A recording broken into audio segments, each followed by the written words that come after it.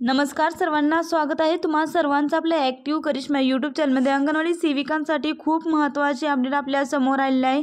मुख्यमंत्री माझी लाडकी बहीण योजनेची ज्या महिला विधवा आहेत, ज्या महिला परित्यक्त आहेत, ज्या महिलांना, ज्या मुलींना वडील नाहीत, अशा महिलांची तपासणी आता अंगणवाडी सेविकांमार्फत केली जाणार आहे। त्याच्या संदर्भात हा महत्त्वपूर्ण जी.आर आहे। जी.आर थोडा मोठा आहे, त्यामुळे व्हिडिओ मोठा होण्याची शक्यता आहे। व्हिडिओ शेवटपर्यंत पहा, म्हणजे तुम्हाला जी.आरमध्ये काय म्हटलेलं आहे हे सर्व सविस्तरपणे समजेल। तर बघा, मुख्यमंत्री माझी लाडकी बहीण या योजनेअंतर्गत पात्र लाभार्थी महिलांची पडताळणी आणि प्रमाणीकरण करण्यासाठी ई-KYC माध्यमातून आधार ऑथेंटिकेशन करण्यास मुदतवाढ देण्यात आलेली आहे, हे आपल्या सर्वांना माहिती आहे।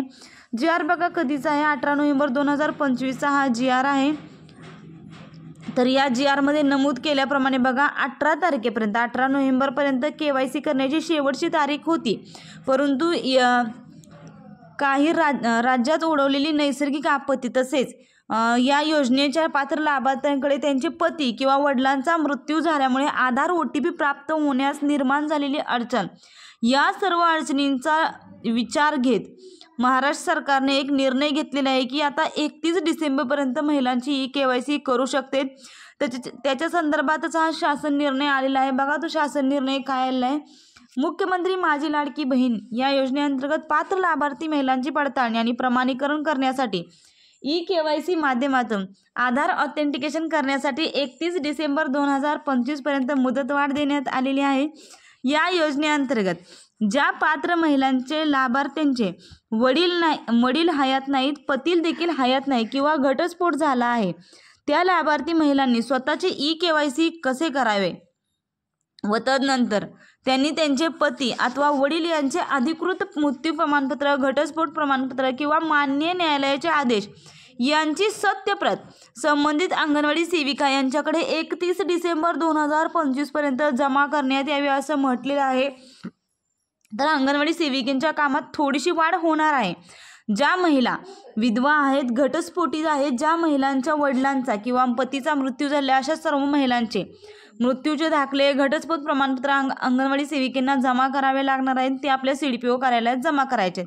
3 नंबरचा ऑप्शन बघा, अंगणवाडी सेविकांनी त्यांच्याकडे लाभार्थी महिलांकडून दाखल केलेल्या प्रमाणपत्राची तपासणी करून, बघा ताईंनो, दाखल केलेल्या प्रमाणपत्रांची तपासणी करून ज्या म्हणजे लाभार्थी महिलांना त्यांचे पती अथवा वडील यांची KYC करण्यापासून सूट देण्यास पात्र आहे किंवा नाही याची शिफारस बालविकास प्रकल्प अधिकारी यांच्या मार्फत जिल्हा महिला व बालविकास अधिकारी यांच्याकडे दाखल करायचे आहे।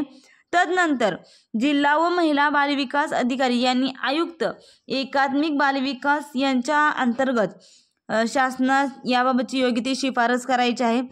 तर हा जी.आर बघा ताईंनो, जी.आरमध्ये काय नमूद केलेलं आहे ते व्यवस्थितपणे समजून घ्या। त्यांनी काय म्हटलेलं आहे की ज्या महिलांचे वडील नाहीत, ज्या महिलांचे पती देखील हयात नाहीत किंवा त्यांचा घटस्फोट झालेला आहे, त्या विधवा आहेत, त्या निराधार आहेत, त्या अनाथ आहेत, अशा सर्व महिलांची ई-KYC त्या महिलांनी स्वतः मोबाईलवरून करायची आहे। परंतु त्याच्यानंतर त्यांनी त्यांचे पती अथवा वडील यांचे मृत्यू प्रमाणपत्र किंवा घटस्फोट प्रमाणपत्र हे अंगणवाडी सेविकांकडे, प्रत्येक सर्वेत अंगणवाडी सेविका असतात, प्रत्येक सर्वेमध्ये अंगणवाडी आहेत, त्या ठिकाणी अंगणवाडीमध्ये जमा करायचे आहे। आणि अंगणवाडी सेविकांनी त्या महिलेची जो प्रमाणपत्र दाखल झालेलं आहे त्या महिलेच्या प्रमाणपत्राची तपासणी अंगणवाडी सेविकांनी करायची आहे। आणि तपासणी झाल्यानंतर जो तपासणीचा रिपोर्ट आहे तो बालविकास प्रकल्प अधिकारी म्हणजे CDPO यांना तो रिपोर्ट सोपवायचा आहे। तर अशा संदर्भात खूप महत्त्वपूर्ण जी.आर आणि माहिती आपल्या समोर आलेली आहे। जी.आरची दिनांक बघा तुम्ही, 18 नोव्हेंबर 2025 हा जी.आर आहे। हा जी.आर प्रसिद्ध झालेला आहे, त्यामुळे ही बातमी आणि हा व्हिडिओ खूप महत्त्वपूर्ण आहे ताईंनो। जास्तीत जास्त अंगणवाडी ताईंना शेअर करा आणि अशाच फक्त अंगणवाडी संदर्भात नवनवीन अपडेटसाठी आणि माहितीसाठी तुम्ही आजच आपल्या ॲक्टिव्ह करिश्मा यूट्यूब चॅनलला सबस्क्राईब करा। व्हिडिओ जर आवडला असेल तर एक लाईक नक्कीच करा। धन्यवाद।